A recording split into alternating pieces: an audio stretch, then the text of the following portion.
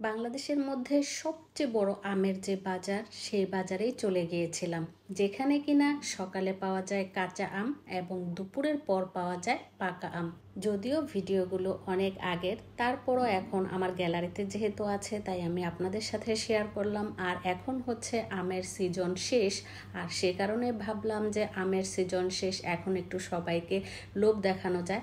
যাই হোক, কেউ কিছু মনে করবেন না, একটু মজা করে নিলাম। আসসালামু আলাইকুম, আশা করি সবাই ভালো আছেন। আলহামদুলিল্লাহ, আমিও আপনাদের তো ভালো আছি। এই যে দেখছেন আমের বাজার, মানে আমি রাস্তা থেকে যত দূর পর্যন্ত আসলাম তত দূর পর্যন্ত শুধু আমের ভ্যান দেখা গিয়েছে। দূর দূরান্ত থেকে এই বাজারে কিন্তু সবাই আম নিয়ে আসছিল। আমরা যখন গাড়িতে করে আসছিলাম তখন শুধু আমের ভ্যানগুলোই দেখতে পেয়েছিলাম। আর এই বাজারের নাম হচ্ছে চাঁপাইনবাবগঞ্জের সবচেয়ে বড় আমের বাজার, কানসাট বাজার। এই কানসাট বাজারে এসে আমরা আম কিনে তারপর ঢাকা নিয়ে আসব। আর এখান থেকে আম কিনতে গেলে তো আরেকটা জ্বালার মধ্যে আমরা সেদিন পড়ে গিয়েছিলাম, কারণ অনেক আম কিনতে হবে, এক ভ্যান আম কিনতে হবে। কিন্তু আমরা তো এক ভ্যান আম কিনবো না, আমাদের একটা খাঁচে আম হলেই হয়ে যেত। কিন্তু এই বাজারের নিয়ম হচ্ছে যে আম কিনবে একদম পুরো ভ্যান জুড়ে তাকে সে আম নিয়ে যেতে হবে। কি জ্বালা বলেন তো, আমরা কি এত আম নিয়ে আসতে পারবো? আমরা যেহেতু আমাদের গাড়িতে আম নিয়ে আসবো তাই আমরা ভাবছিলাম এক খাঁচে আম নিয়ে আসলে আমাদের হয়ে যাবে। তারপর দেখেন ওনার সাথে আমরা দামাদামি করছিলাম আম।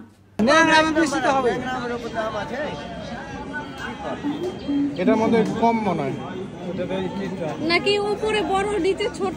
আরে কি আছে এটা কি আছে এটা দেখতে পারেন, এটা কি আছে আপনাকে দেব কি কি এদি কি ছাট করা আছে, এদি ছোট আম ছাট করা আছে বাচ্চা এটা নিতে হবে, এদি ছাট এগুলো ছোট দাও আছে। তাহলে কোনটা বড় কোনটা? না না ওনা এটা ভিতরে বড় আছে। হ্যাঁ এগুলো সবই বড়। এই যে এতে ক্যাট করা আছে, তাহলে আপনি বুঝবেন না এই ভিতর মাল্লা ছাট করা কেন নিস। হ্যাঁ তাহলে এখানে কয় মন হবে? দুই মন। তুই এটা খাও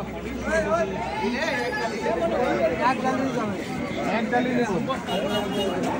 তারপর দামাদামি করে আমরা এই এক খাঁচা আম নিলাম। এখানে আছে 2 মণ আম। এই 2 মণ আম আমাদেরকে এখন মেপে দেখাবে।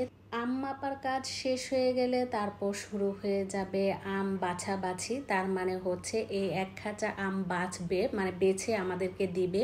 যেগুলো একটু পাকা সেগুলো আলাদা রাখবে, আর যেগুলো কাঁচা সেগুলো আলাদা করে তারা বেছে দিচ্ছে। যাই হোক, এখানে বাছাবাছির পর্ব শেষ হয়ে গেলে এখন ব্যাগে ঢুকানোর পালা। এই যে ব্যাগে করে ঢুকাই দিচ্ছিল আমগুলো, আর এখন নিয়ে যাওয়া হচ্ছে আমাদের গাড়িতে আম রাখার জন্য। চাঁপাইনবাবগঞ্জের কানসাট বাজারের কেউ যদি আমার ভিডিওটা দেখে থাকেন তাহলে শেয়ার করে পাশে থাকবেন। অসংখ্য ধন্যবাদ।